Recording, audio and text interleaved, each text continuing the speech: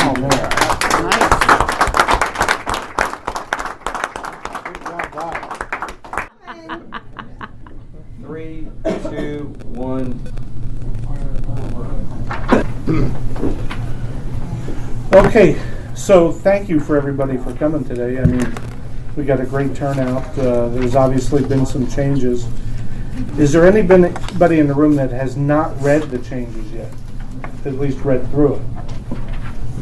Does Bobby? Okay. So Kong, if you want to kind of go through the highlighted changes, and then we'll talk a little bit about the one change as far as how many days we ought to think about putting in for the title work. We'll go through that. So, Well, it's up to Kong now. The first change in red was on page 4 of 14 now. So our contract is now 14 pages as opposed to what was it before, like 13. Seller may require that buyer sign a pre-settlement possession agreement, such as the pre-settlement possession addendum. This is for access for the buyers to make any repairs.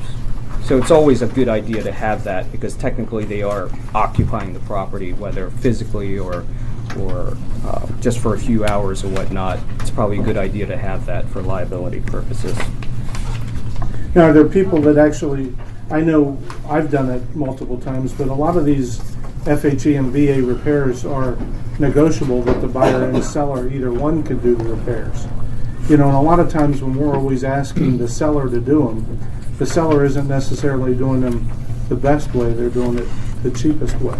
Right. So, you know, if you want to guide your buyers a little bit further down the road this coming year, you know, put it on them if they're getting it at the right price that maybe they want to make the repair so that they can get the contractor they choose and have it done the way they want it to be done. Or negotiate a number value. Yeah, and get the credit so that you can choose your own contractor. Yeah. Plus, it'll actually make it a little easier on you. I don't know, Steve, do you do that a lot where you'd rather have a credit versus have the repairs? Always. I mean, I say always, but like if it's government, sometimes the thing has to be done. Right. But I said to a buyer, why would you want the seller to do it? Just take a credit Right. and then do it yourself. Yep. Okay. Yeah. All right, Connie. Okay. Next change, page 6.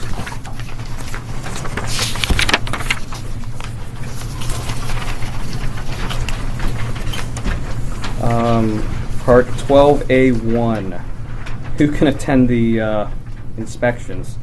Seller will provide access to insurers' representatives and, as may be required by this agreement or by mortgage lenders, to surveyors, municipal officials, appraisers, and inspectors. In addition, unless otherwise agreed, only parties and their real estate licensee may attend any inspections. So if they have parents who want to attend or something, that you may want to just let the other agent know that they're bringing more than just themselves. You know, or the aunts and uncles and grandchildren. Correct. And Or and if they're going to look at the roof and they happen to have an HVAC person that's a cousin, you may want to mention that too. That'll be Should you looked get at. that in writing, though? Unless Agree with otherwise that? agreed, I would think so. Yeah. Or at least Yes. send an email and get a response back that it's okay. Well, right. I don't think we need addendums to these things, but if we have a paper Acknowledgements. trail, and I know Bob is big into email paper trails versus text paper trails, that would be a good idea to just put them on notice that, hey, by the way, the parents are going to attend this home inspection. We want to make sure it's okay with your seller, and then let them say back yes, and then at least we've communicated with the agent for the seller. Correct. Second part, there's a change to the 2 pre-settlement walkthroughs that they added in from the last change. For the limited purpose of determining that the condition of the property is as required by the agreement and any addenda. So it sounds like they don't want these walkthroughs to just be leisure trips to measure for window treatments and carpet measuring and stuff like that. It's more meant to look at the property and determine if the fixes have been made, or if the property is still in its current condition as when you put it under contract. Okay. Okay? Page 7. Does anybody actually do the 2 walkthroughs, by the way? Was there anybody practicing that? Where they're doing Anybody two practicing walkthroughs? that? If there were repairs that were done and they want to see it again, that's the only Okay. reason I would do it. Sure. Okay. All right. The inspections, page 7. Only change on this page is the on-lot sewage, which now they've included a type of inspection, the hydraulic load test, typically done if the property is vacant for, I've heard, 7 days, a week.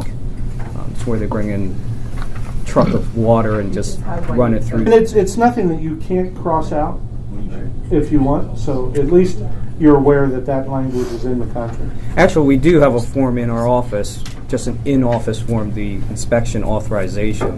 I often used it whenever I represent a buyer, and I outline right there that they're paying for the inspections, and then the seller's paying for the pumping. So do I. Unless And it's a check bank. mark it. Unless it's a bank. Yeah, Correct. then you're stuck. Does it address the hydraulic load test part? It does not. But it could. Still vague. Yeah, we Other- can change Column that. for other on there. Yeah. Could, Seth. So, You better spell it out in Exactly. every instance, because if you don't, you're asking for trouble. This is, that's where we get in the problems when we're not specific, when we're very general. These changes are made for us to be aware of our responsibilities to each the buyer and the seller. And, this is serious stuff. You better be on top of it in every instance, or it's going to get not only yourself in trouble, but also the agents. Go ahead, Tom. okay. Page 8, the inspection contingency. So basically, the part 1, 2, and 3, they added the same language there that basically just states that the seller automatically gets a copy of the home inspection. So before it said, upon request, seller can obtain a copy, but now they automatically get it. So as a buyer agent, once you receive a copy, you should send it to the list agent immediately. And to Seth. And just- I have a question there.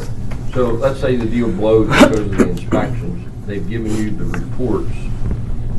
Are you allowed to give those reports to a prospective buyer, a different prospective buyer? Yes. They're no longer I would think they're so. no longer the property of the original buyer that walked away from the deal. If you are, according to the seller's property disclosure, if you are in possession of any other inspections regarding the property, you have to disclose You it. have to disclose. Right, so you can make it part of your updated disclosure. And you may want to redact Yeah. the name. Well, you have to. Yes. Basically, is what it's saying. Yep. You have to. But even before, if it was part of the property of the buyer, it said specifically in the contract, upon request, the seller was entitled to a copy. And then, again, according to the disclosure, if you're in possession of any reports, you need to disclose them. So I would always just attach them right to the disclosure. Yep. And you're supposed to actually technically update the disclosure too. So, yeah, Right. that- I never thought about not redacting even the name. Not even technically, Yeah. you do. Yeah. And that's why, in a lot of cases, as a listing agent, if the buyer is asking for something, me personally, I talk to the seller about, look, if it's a disclosure item, fix it. Because if you let the buyer go, you're going to have to either Fix it. disclose, yeah, my roof leaks. Or, and then of course wait for some other buyer to come along. So, or even something simple like there's a double tap on the electrical So service. in addition to the getting a copy of the report that said You that have the to double change tap this. was there, provide a copy of the electrician's receipt showing that it was fixed.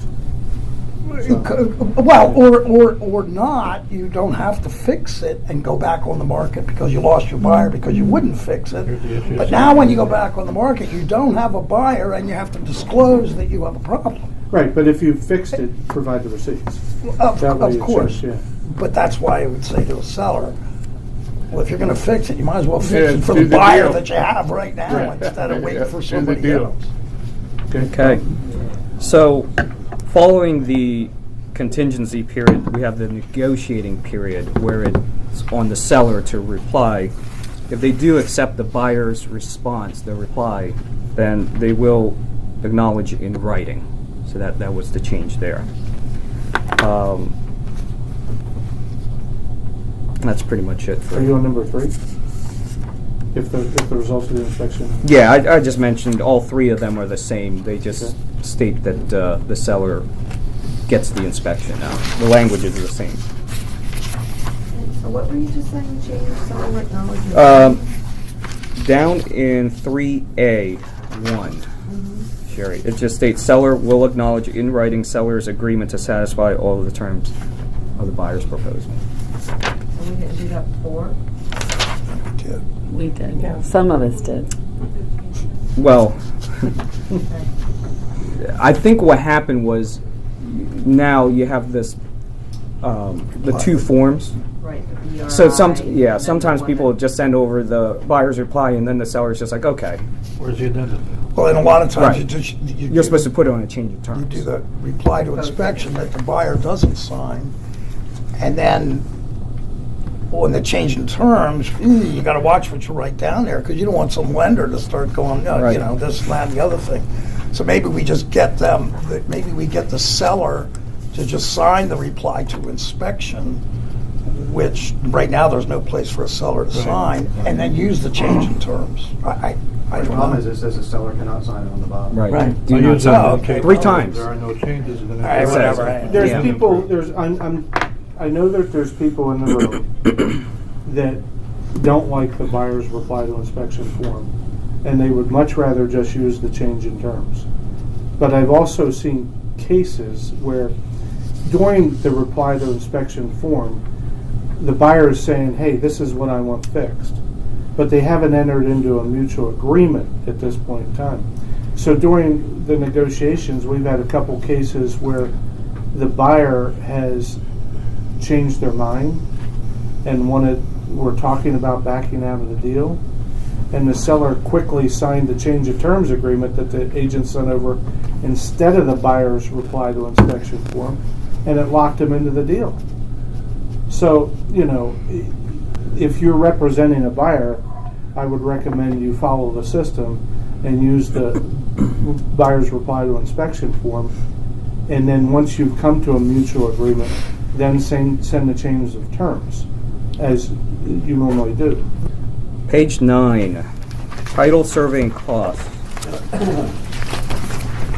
Within blank days, 7 if not specified, from the execution date of this agreement, buyer will order from a reputable title company for delivery to seller a comprehensive title report on the property.